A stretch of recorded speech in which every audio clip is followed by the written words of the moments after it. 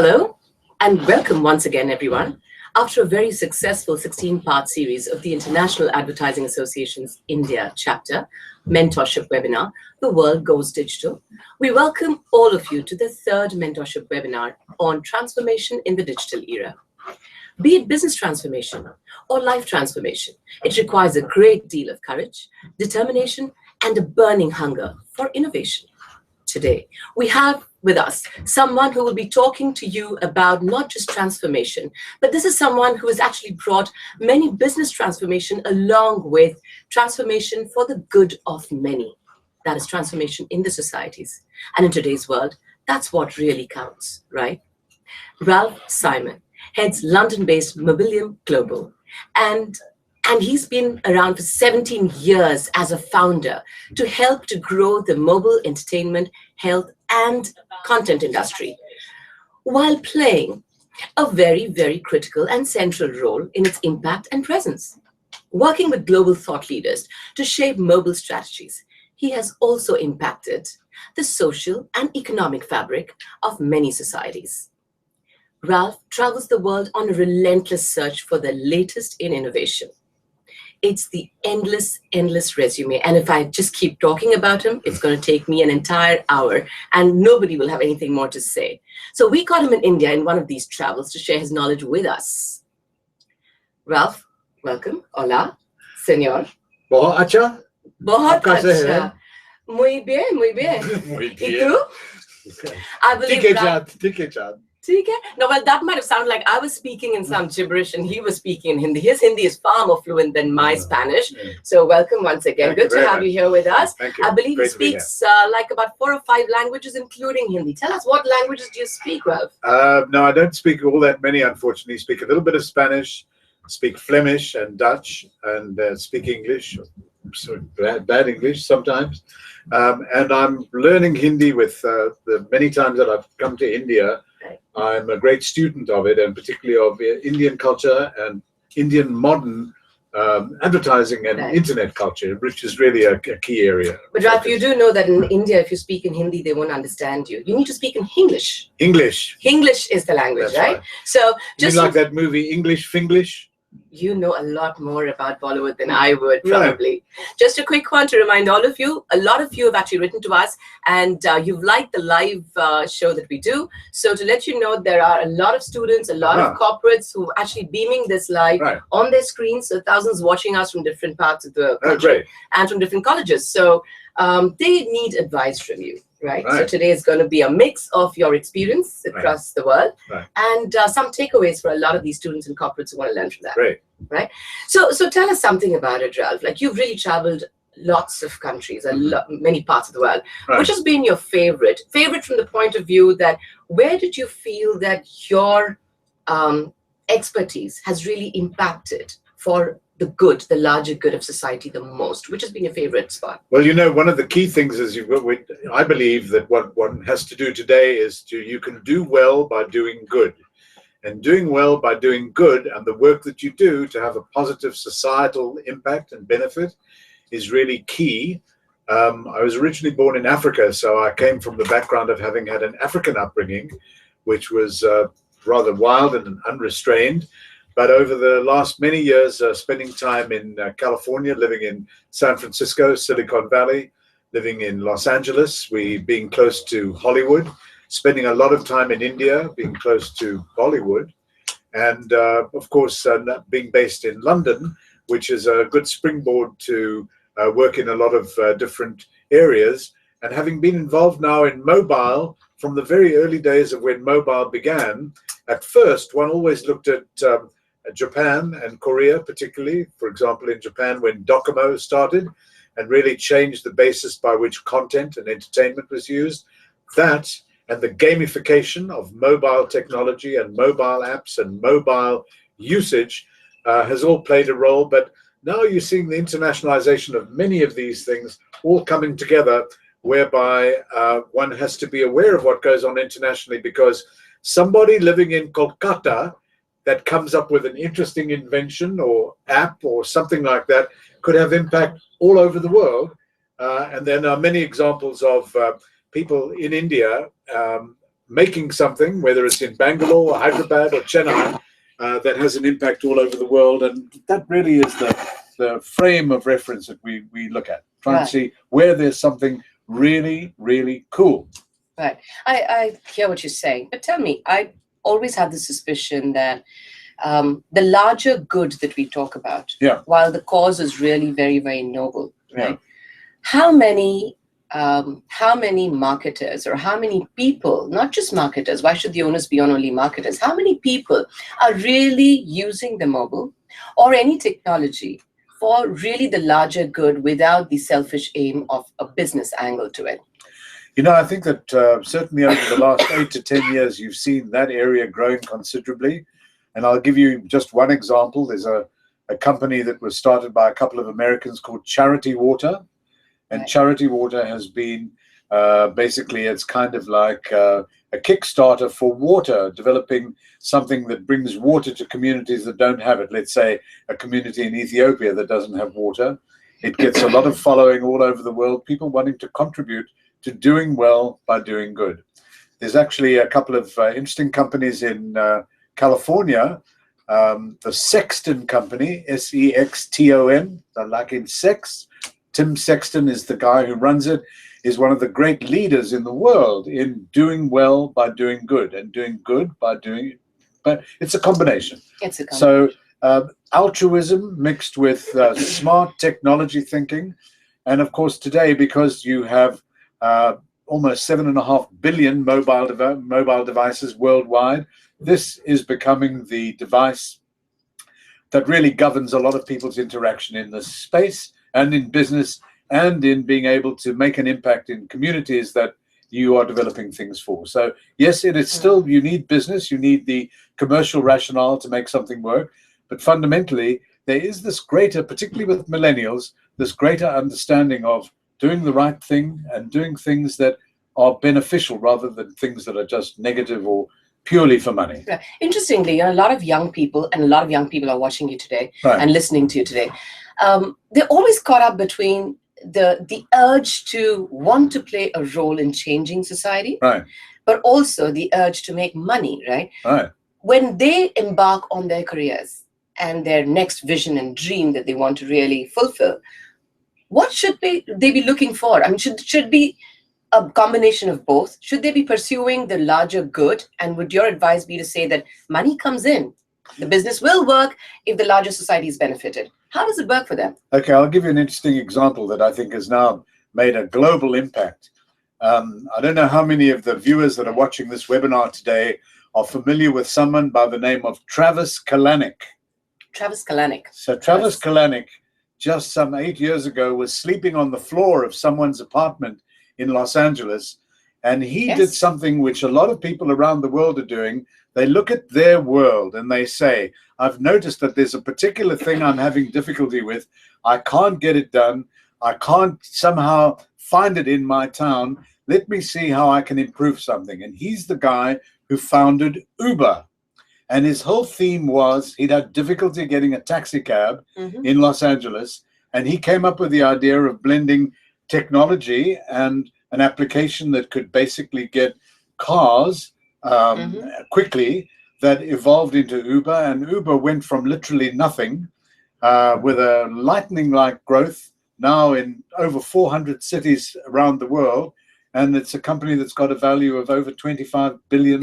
Yes, that's now, right. How did he start that? He started it on the basis that there was a need to be able to get taxis in an easy way. And you think to yourself, well, particularly in a city like Mumbai, where we're doing this webcast from, where there are so many dozens and dozens of taxis, and obviously there's also been difficulties with the legal procedures in certain cities, in Germany, for example, and in Spain, France, been a lot of difficulty. But on a global basis, this need at a local level was something that was met by what Uber did. So in answer to your question, if you are sitting somewhere in India and you have got an idea of something that you think, why can that not be improved?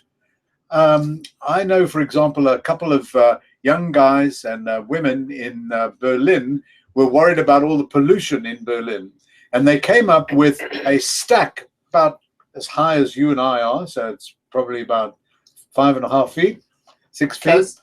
But they had built this so that they would go to the city of Berlin and place it in different parts of the city with a special kind of plant, a leaf that would actually bring in and seep in polluted air, right, and breathe out through the leaves cleaner air with a kind of a wind fan that was built into it, solar powered. And this box, as it were, is now being placed in German cities, helping to cleanse the air of the cities. Why did they do this? Because they felt they wanted to make a difference to having a cleaner environment in German cities. But let me ask you another question. I understand what you're saying, and that's how perhaps Airbnb also started. Airbnb started from a huge need that two people had, where they couldn't find a cheap, low-cost accommodation for themselves. So they started this on their own. They wanted money. They set out a mattress and said they were hiring it out, right, to guests. And there's a fantastic story behind that, because there were these three guys that were at RISD, which is the Rhode Island School of Design in America. And they had always wanted to design something that was really cool and interesting on the web. There was a big design conference in San Francisco, and they recognized that a lot of designers were coming in and couldn't get accommodation. And you're exactly correct. They decided to use the air mattress in one of their rooms. And they then said, if we can now perfect design. So this is a very important thing to be aware of. When you're developing an idea, what you've got to think about is, how can you enhance the design? Because design is everything. Designing the look, the feel, the coding, the technology, the cybernetics. What I always think is interesting is if you look today at the way that phones are being used to make payments, money through phones, where did this come about? Which country did mobile payments start? People think, oh, it must have been America. No, it wasn't America. It was a country that no one would ever even have anticipated. It was in Kenya, in East Africa. I was about to say, yes, and how did that come about? Well, there was a very interesting, far-sighted individual who ran the equivalent of the largest telco in Kenya. He went to 3 banks in Kenya and said, why is it that if I bring dollars to the bank, I can convert them into shillings? Why can't I take minutes and convert minutes into a payment? The banks and the telco worked together, and they came up with something called M-Pesa, M-P-E-S-A, M for mobile, Pesa, which is money in Swahili. And they worked out a way in which if you buy minutes, pay as you go for your phone, the banks would honor those minutes and pay the money. And that then led to what is now more than 70% of the population of Kenya does all of their transacting, buying school books, paying for school fees, buying medicine, buying groceries with M-Pesa. And now, of course, in India, this is a very big way of that's making right. payments. And also India is launching, in a big way, it's launching the payment banks as well. Private companies are launching payment banks. Right. And that's also going to help boost the mobile usage as well as the economy and the ecosystem around it. Right? Exactly. That's going to be useful for them. But tell me, one more thing that comes to mind is scale. Right. One is design that you talked about. Right. But in countries like Africa and India, in the past, India used to be compared a lot to Brazil because of the numbers and the size of the country. Right. But I think in terms of the infrastructure and the kind of spread of mobile, it's closer perhaps to Africa. The numbers seem very, very similar. 800 million connections in Africa. Is that correct? Right? That's about right. Right. And we're close to about 900 in India. So the numbers are right. The infrastructure is underdeveloped in both countries at different points, at different scales, but underdeveloped in both countries. Well, there are 54 countries in Africa, so that's one of the essential differences between India and Africa. I agree. It's a continent, and therefore different countries there. Exactly right. But even so, in terms of, I guess, the larger ecosystem development, they're very similar, I would say. You've worked a lot in the African countries. Tell us something about how you've really faced these challenges, trying to bring the mobile ecosystem into that market. Well, one of the biggest problems in Africa early on in the evolution and development of mobile was that the fixed line telephone network was only available to very few, similar to India. Of course, with the many different countries, 54, there are probably 10 countries that were the leaders that were ahead of most other countries, and they would have been South Africa, which generally tended to be ahead, Kenya, Tanzania. You would have in the French-speaking territories like Ivory Coast, Cameroon, Chad, and Senegal, that would have the benefit of some French technology that would be brought in.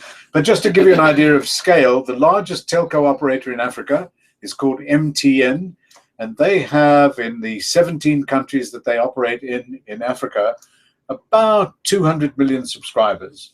So in India, if you have 14 telco operators, and I think the leader is Airtel, if I'm not mistaken, in India. I'm not allowed to take sides. Okay, well, of the 14. But at any rate, the point is that certainly where there is absolutely a similarity is that the mobile device became the chosen device for communicating. It was low cost. It was effective. I mean, just in terms of cost, nothing can beat the low cost of telephone service in India. That's right. That's true. But again, looking at, let's say, once again, comparing Africa to India, as well as some of the other countries that I have lived and worked in, the pace of change, how do you see that in the Western markets that you've worked in, some of the European markets, and the pace of change in India and Africa? Is it slower, or is it going at the right pace? I know that there are numbers, for example, in India, we're expecting, and I'm just saying expecting because it's anyone's guess how in the next 3 months or the next 6 months or the next 2 years is going to pan out to be. But 53% of spends on advertising through the internet is going to be through mobile, is what the expectation in India is. How does that pan out in terms of what the spends are in Africa and the European markets? Well, traditional advertising still has a place in Africa. Right. You are definitely seeing a reduction in classified advertising in print media. You're definitely seeing a conversion into advertising on mobile. That is absolutely growing. Online is a little bit slow in Africa, certainly slower than India. If India has got 200 plus million people online on the internet, maybe it's more now, approaching 300 million. That would certainly be greater than Africa. Africa has a very low internet penetration at this particular point because both the mobile device and mobile online and the mobile internet is something that all the telcos have really accelerated, because that ultimately is the best way of being able to have a device that works. There are many places in Africa that don't have electricity, or they have very, very irregular supply of electricity. Similar in many interiors of India, where one has to go and get the mobiles charged in a different town and come back. So I'll tell you an interesting story about that. I have a friend who's a professor of engineering in Africa, and he was working in a particular village, and there was always a difficulty having enough electricity to be able to charge everyone's mobile phones.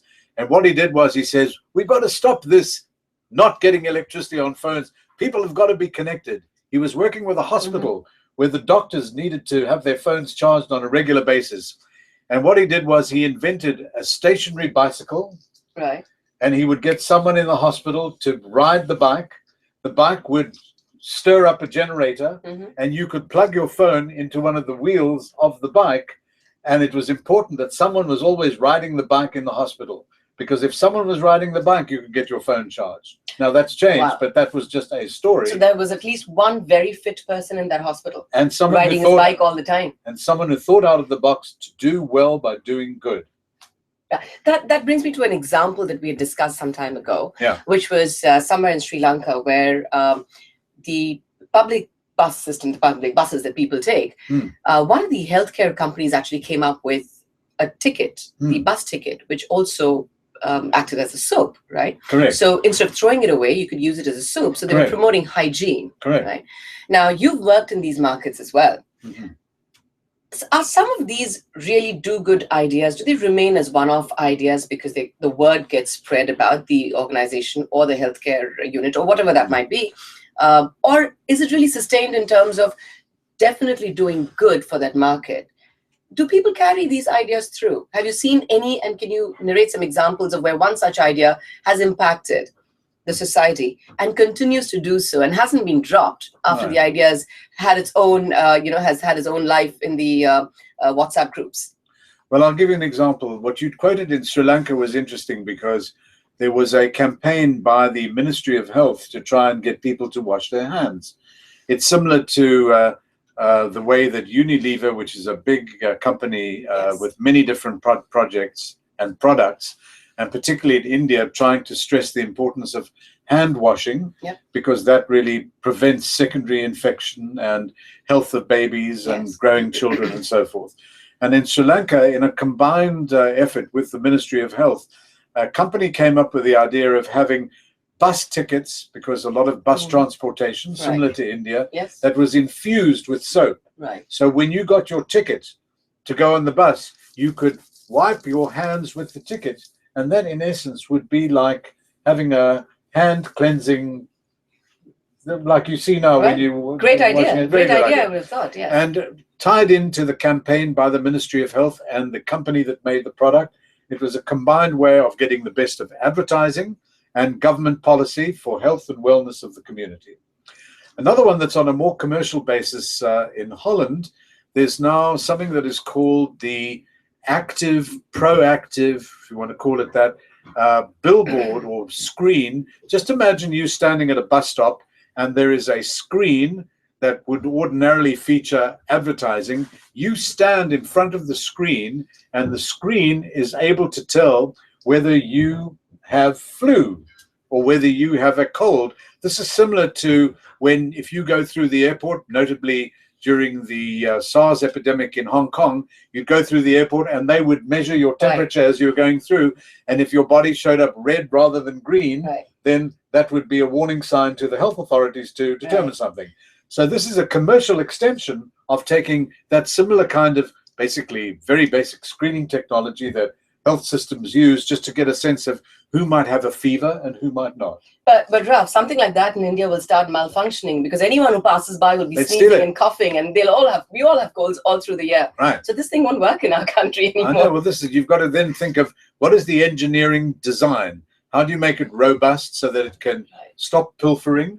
Important. Stop someone stealing it, because someone might think, oh, that's a good screen, let me use that to go and watch TV at home. So these are all things that really tie in with what works from a design point of view that makes it robust and can really withstand a lot of punishment. At least 20,000 sneezes a day. 20,000 sneezes a day. So it's interesting that you say that the governments actually have been involved in some of these initiatives, right? Health, yes. Health initiatives particularly. To make a big impact and difference. Is that important? I would say yes, I guess, without the government's support. And therefore, my question really is, to countries where the government plays a far more aggressive and authoritative role, tend to develop these technologies and solutions a lot faster than countries which are democracies? I would say not. And if I have a look at some of the most important areas of incubation, and there's now what they say are 5 golden rules for developing an incubation city in the world. So if we look at incubation cities, let's think of, if you think of what the best or the most successful incubation areas in the world might be, the number 1 area in the world for incubating ideas and technologies would be Silicon Valley. Right. Yes. And on a global basis, where the most new patents are registered comes from Silicon Valley. There is much, much less government interference in Silicon Valley because entrepreneurial activity and entrepreneurial impetus is really what drives things. If you look at 28-year-old Mark Zuckerberg with Facebook, what drove Mark Zuckerberg at the beginning when he dropped out of Harvard and came up with the idea of Facebook, desperately looking for money? So interesting now when you see Facebook being this absolute mega company with Mark Zuckerberg himself having a value of some $40 billion at age 28. Yes. It's maybe a little bit more than the Ambanis have got here in India. But if you look at something like that, it would never have worked if there'd been some kind of government interference or government holding back the process. You need that. But looking at incubation cities, let's have a look at areas where startups work really well. And in fact, just this week here in India, in a number of the newspapers, there was some interesting articles about Startika, starting up companies. Okay. But Israel is a very good example of what they refer to themselves as a startup nation.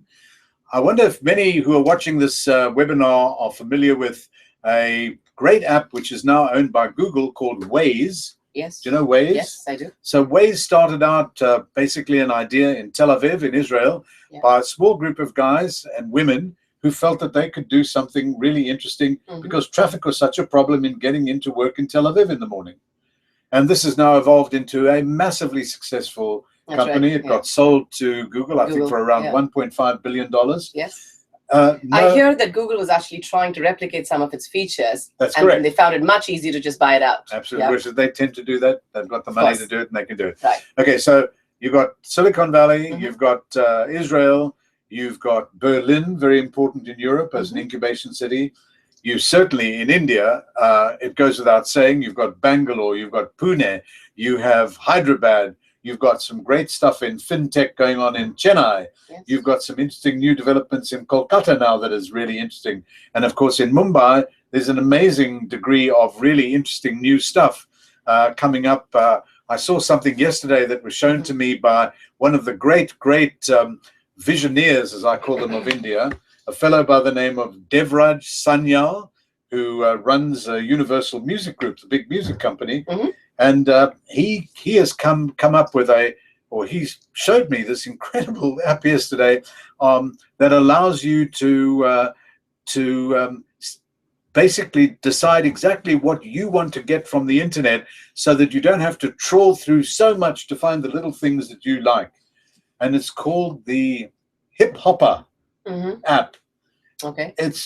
Anyway, this was something that was basically born right here in Mumbai, where we're doing this webcast from. But getting back to the incubation cities, believe it or not, that Amazon do a lot of their cloud development in Cape Town in South Africa, because for some reason there are a lot of developers living in a nice place.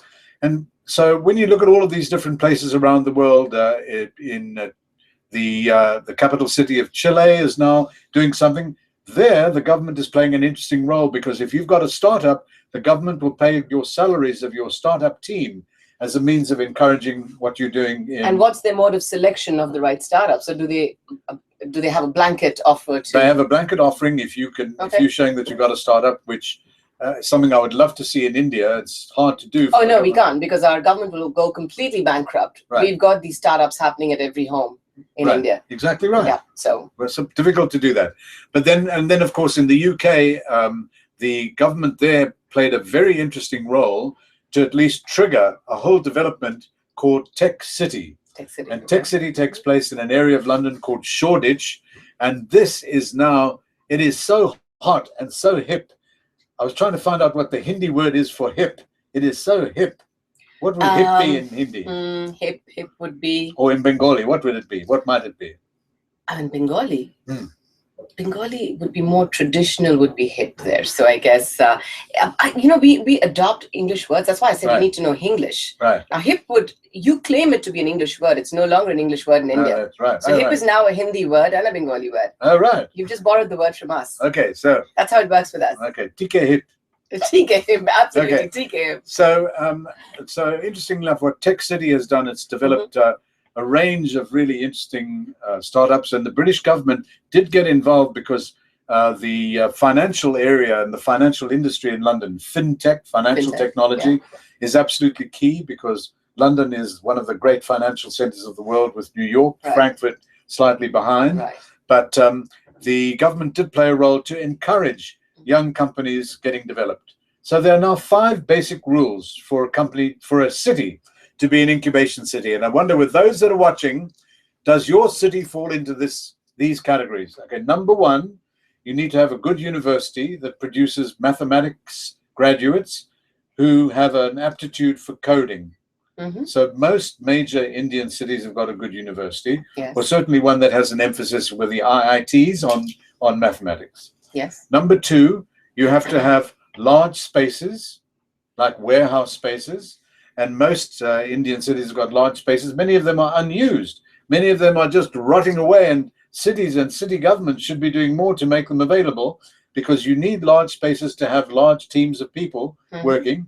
The third thing is that those large spaces need to have low rents, because you need to have startups that can afford or pay a very low rent for when they're doing stuff. The R&D work, yeah. Number 4, you need to have an immigration policy that allows people from around the world or around the country to be able to come in and out and come and go, because you sometimes need talent from other centers to stimulate local talent. Let's say, for example, in Kolkata, they might need someone from Sri Lanka who's really, Sri Lanka's biggest export is exporting accountants. I don't know if you knew that. No, I didn't. Sri Lanka exports something like 20,000 accountants all over the world every year. Yes, it's true. So maybe he wants someone with accounting knowledge and fintech. Go to Calcutta.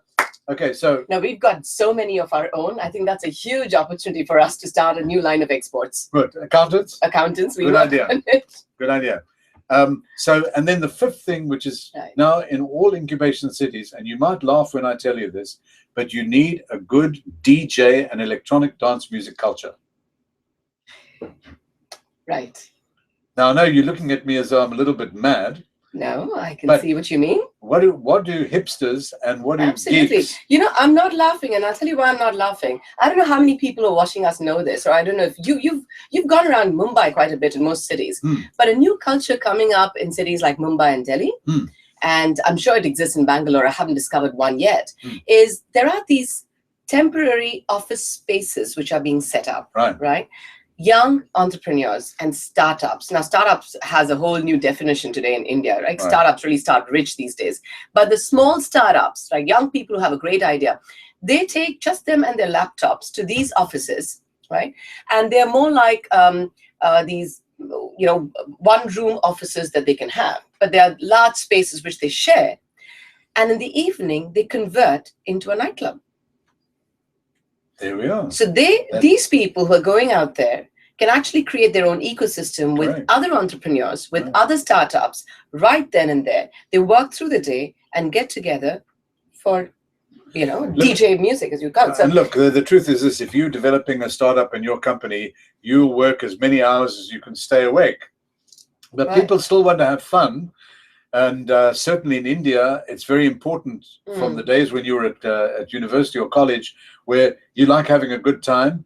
I mean, if you go to Mysore and you spend time on the Infosys campus, it's an incredible campus with, I believe that they hire something like 18 to 20,000 new employees every year, getting almost 1 million job applications coming into Infosys. But when you're on that campus with the cricket field and the swimming pool and the hotel accommodation, it's incredible. It's like something almost out of a storybook. You don't think it's a place of work. And that's the beauty of this whole new era, because work has got to be fulfilling, always has to be. Otherwise, if you're in a job that's boring, why do it?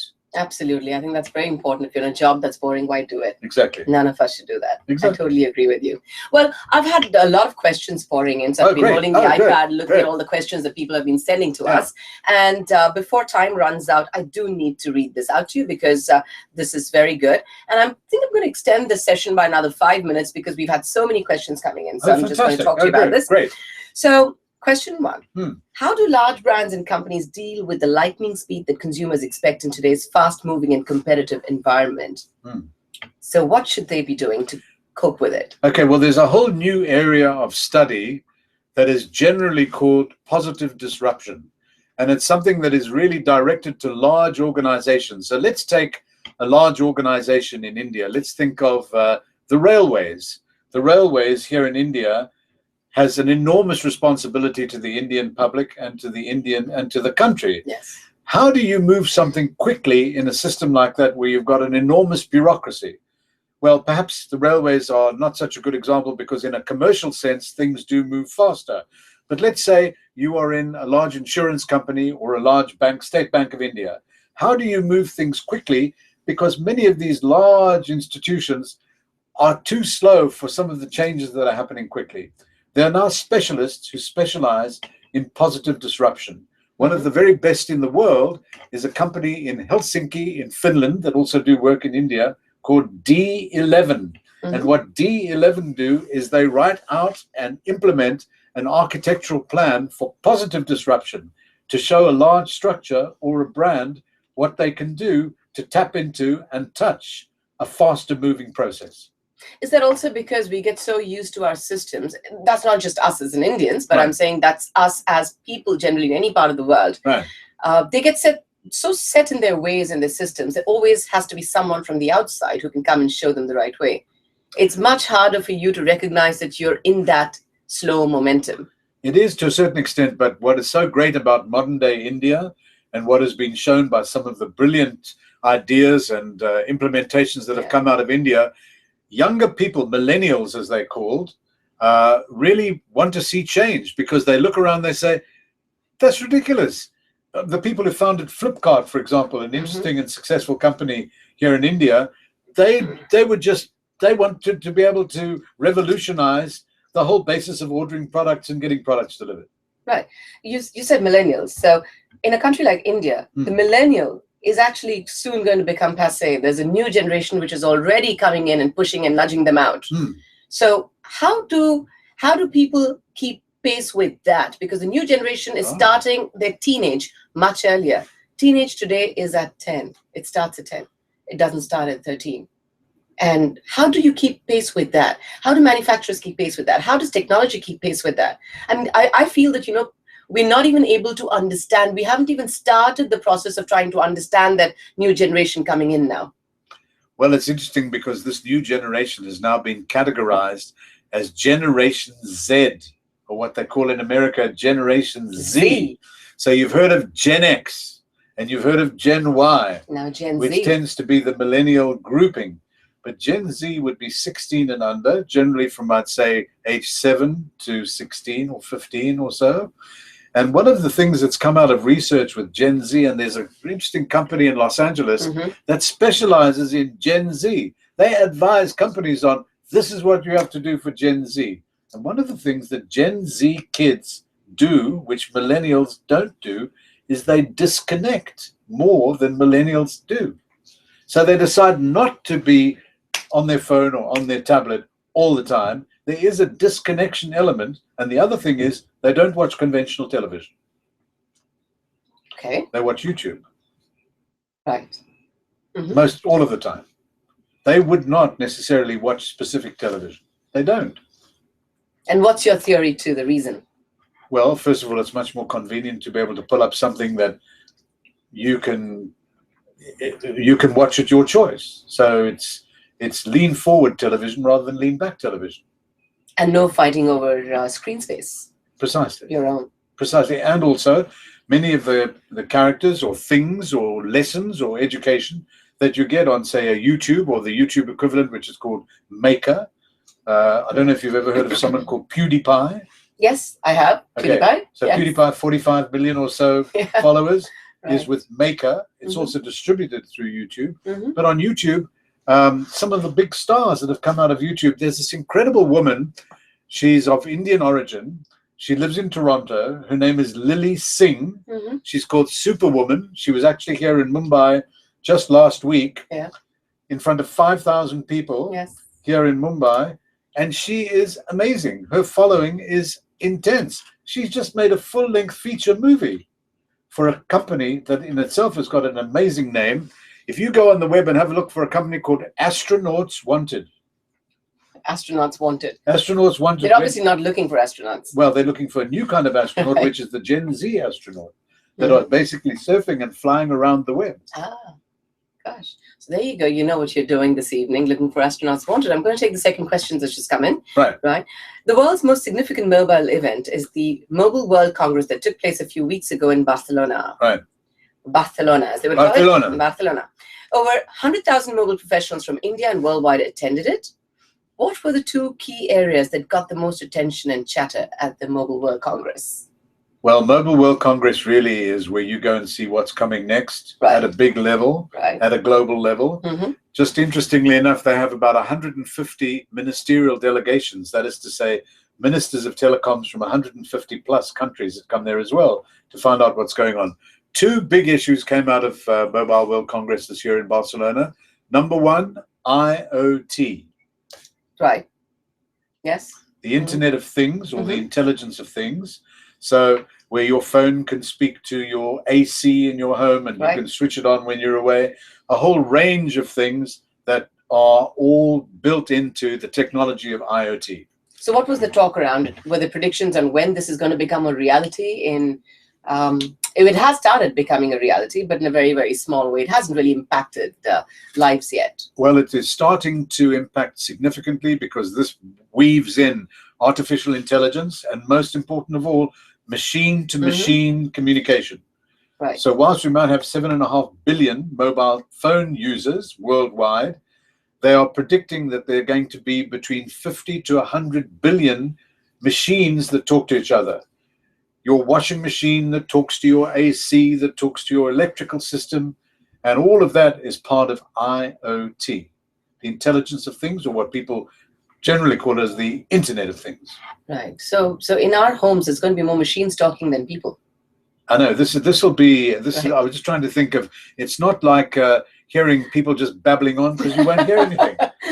But you know if your fridge was not working. Exactly. No, for example, your fridge will tell you if the lettuce you've got in the fridge, the fruit and vegetables, is going off, or your milk is going off. There's a new milk like a cardboard milk container that when the milk is slightly off, you'll get a text message on your phone. Milk.